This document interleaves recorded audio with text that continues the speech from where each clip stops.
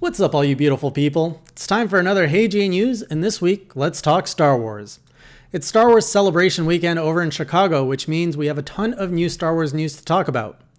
Now, if you're a Star Wars fan, the biggest news came from the teaser trailer of Episode 9 confirming the new title, The Rise of Skywalker, and the return of everyone's favorite Raisin Man, the Emperor.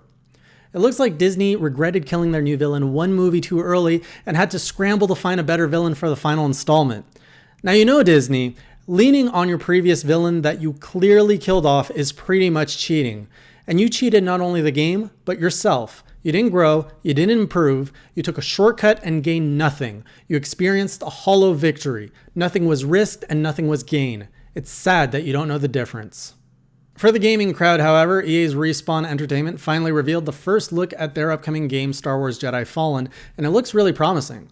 I don't know if we've finally broken EA's heart after all these years, but they're really starting to sound like a desperate ex trying to get back together. In a tweet, they were quick to point out that the new game would have no multiplayer, no microtransaction, and no loot boxes, and that they wouldn't be adding them ever. Okay, but our exes also told us they wouldn't cheat on us again, and we all know how that story usually goes. Now, the new trailer, which focused mainly on the story, shows us a new Padawan trying to find their way through life post-Clone Wars when the Jedis are being hunted by the Empire. We don't know much about the gameplay because the trailer conveniently left all of that out, which is such a shame, but the story premise is promising. You'll be journeying around the galaxy with your buddy droid BD-1, which you'll be able to find upgrades for. We know you'll play as a Jedi with a lightsaber, will have some force powers, and will be chased by a new Inquisitor and her Purge troopers. Now, I don't know about you guys, but I'm all for a sexy Lady Darth Vader wannabe hunting me down. I won't even run away. Lastly, the game was confirmed to be coming to PC, Xbox One, and PlayStation 4 on November 15th of this year. Now, I know, I hear you, but what about Switch users? Well, I'm happy to share with you that Switch owners also have a Star Wars game to look forward to releasing on September 13th, which is the Star Wars Pinball Game Collection, in which you'll get all 19 pinball tables. Exciting, isn't it? Also, if you're into VR, you can get some Star Wars love there via the newly announced Star Wars VR series called Vader Immortal. The game is a 3-part episodic series in which you explore Vader's fortress on Mustafar. Finally, we'll be able to see how Vader decorates and what he eats for breakfast, lunch, and dinner. The first episode will run about an hour in length and will be available for Oculus Rift and Quest later this spring. While we're on the topic of swinging swords, Sekiro has been clinging to headlines thanks in part to some good news and just outright silly news. So the silly news is a writer at Forbes calling the game out for not including an easy mode, which is kind of like asking for a steak without any meat. And yeah, I'm fully aware that that too is a thing. But anyways, the good news comes from Software that Sekiro has sold over 2 million units, making Sekiro a hit. Guess they didn't need that easy mode after all. The Forbes article did spark an internet discussion around games, accessibility, and difficulty levels. Also around the same time, a writer for PC Gamer admitted to using cheats to finish the game, to which a wonderful new meme around cheating came to life. The meme revolves around the copy pasta. You cheated not only the game, but yourself. You didn't grow, you didn't improve, you took a shortcut and gained nothing, you experienced a hollow victory, nothing was risked and nothing was gained. It's sad you don't know the difference. Gamers and even publishers such as Sega capitalized on the meme, generating their own take, such as someone using a glitch in Sonic 1 to beat the level instantly, or using a shortcut to beat the Penguin or Koopa the Quick in Super Mario 64. Even the voice actor behind Liquid Snake jumped on board and recorded himself reading the copy pasta. You cheated not only the game, but yourself. You didn't grow, you didn't improve. You took a shortcut and gained nothing. You experienced a hollow victory. Nothing was risked and nothing was gained. It's sad that you don't know the difference. In completely unrelated news, Capcom, or maybe it was Sony, I don't know, has decided to remove the censorship in the latest Devil May Cry through a patch update, so now you can see Trish's butt crack as it was originally intended to be, bare and without a lens flare. You know, they should put that on a t-shirt. Bare and without a lens flare. Or maybe a tattoo. Tattoo might work better.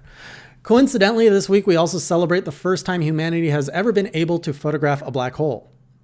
This year we celebrate PlayStation's 25th anniversary, and PlayStation is celebrating by giving gamers what they really want. Not a new game, not new hardware, but the ability to change their PlayStation username. The PlayStation Network first launched with the PlayStation 3 in 2006, meaning players with names like Massive STDs, Big Oily Wiener, or Love You Forever Karen had to wait up to 13 years to change their names.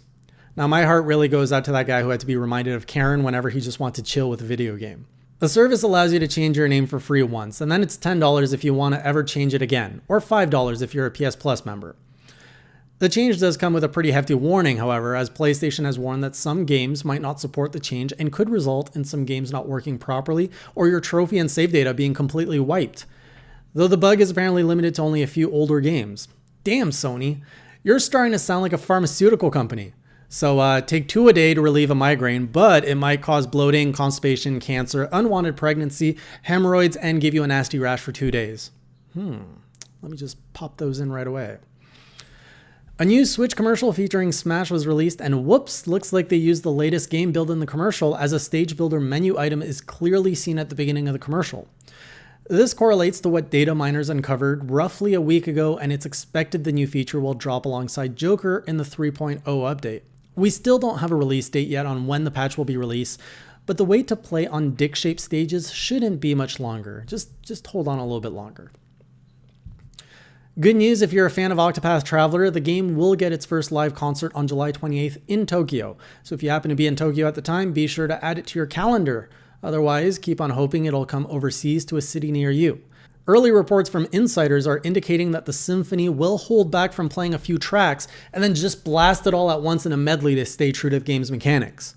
And if you haven't had the chance to play the game yet, that joke probably went 6 feet over your head. But not to worry, if you haven't played it because you don't have a Switch, there's a recent leak that indicates the game could be coming to PC on June 7th.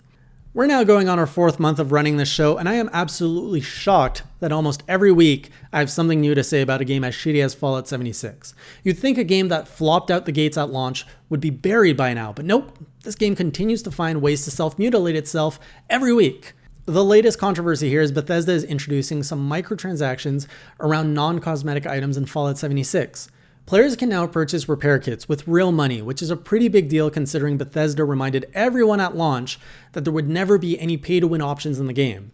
Now, a repair kit isn't exactly an ultimate weapon, but having the ability to buy them outright does provide a shortcut for players to attain them versus spending the time it takes to find or craft them in-game. Maybe they can add the following message to your Pip-Boy if you choose to make the purchase.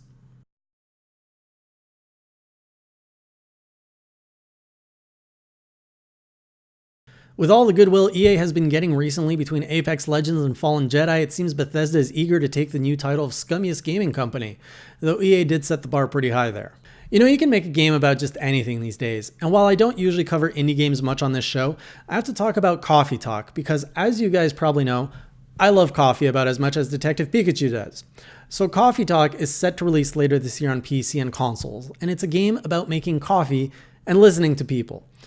Leave it to the gaming industry to literally gamify anything, including listening to people. But hey, if it encourages people to listen versus spewing the first thing that comes to their mind, I'm all for it. And those are all the news items I've got for you this week. As usual, let me know which one was your favorite, and I'll see you guys next week. But until then, may the classy force be with you.